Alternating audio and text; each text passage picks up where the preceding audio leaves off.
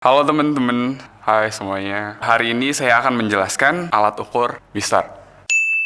Mistar ini digunakan untuk mengukur panjang. Ada beberapa bagian yang terdapat dalam sebuah mistar. Yang pertama, ada alat ukurnya. Terus yang kedua, ada tuas untuk mengunci dan membuka kuncian dari mistar tersebut. Nah, di laboratorium fisika dasar sendiri, ada beberapa mistar yang digunakan. Salah satunya adalah mistar yang saya pegang sekarang.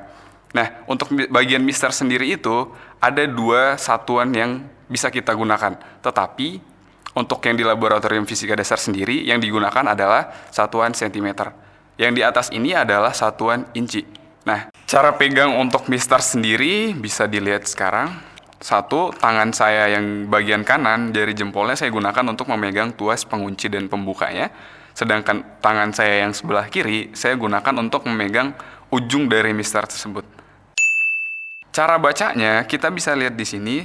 Misalkan saya mengambil contoh mengukur panjang dari kotak mikrometer skrup.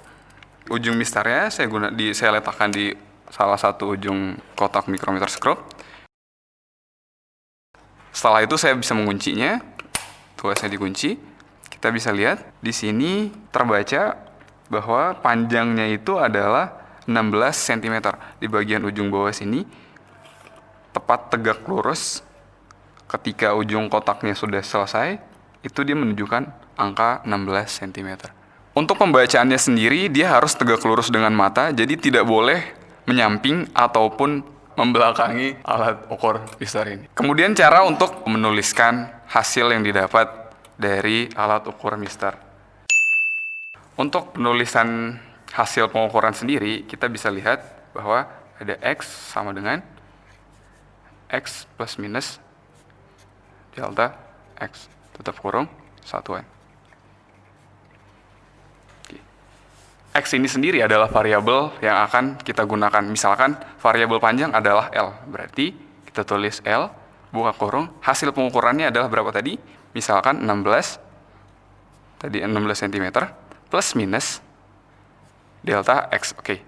Deltanya sendiri dapat kita ketahui dengan cara delta sama dengan setengah dikali dengan SPT.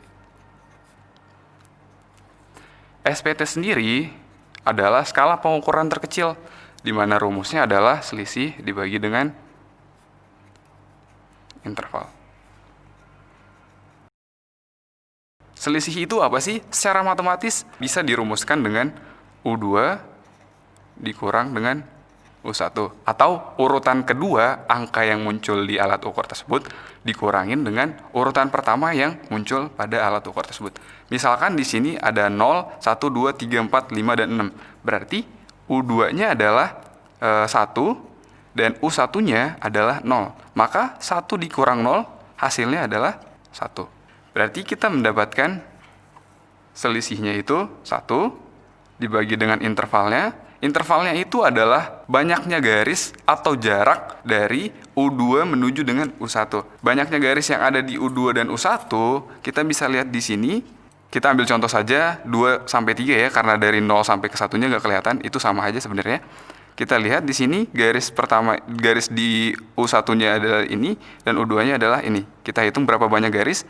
Ini 0, 1, 2, 3, 4, 5, 6, 7, 8, 9, dan 10. Berarti banyaknya interval yang ada di U2 sampai U1 adalah 10 interval. 1 dibagi 10 hasilnya adalah 0,1. Maka dapat dituliskan bahwa deltanya 1/2 dikali dengan 0,1 atau 0,1 dibagi 2. Itu sama aja teman-teman. Oke, lanjut lagi. 0,1 dibagi 2 hasilnya adalah 0,05 cm. Karena kita gunakan satuannya adalah cm. Maka dapat ditulis di sini 0,05 satuannya adalah cm. Oke. Maksud dari plus minus ini adalah apa sih? Plus minus ini menunjukkan bahwa angka pengukuran kita tersebut bisa terjadi kesalahan plus 0,05 cm atau kurang dari 0,05 cm. Terima kasih teman-teman. Sampai jumpa kembali.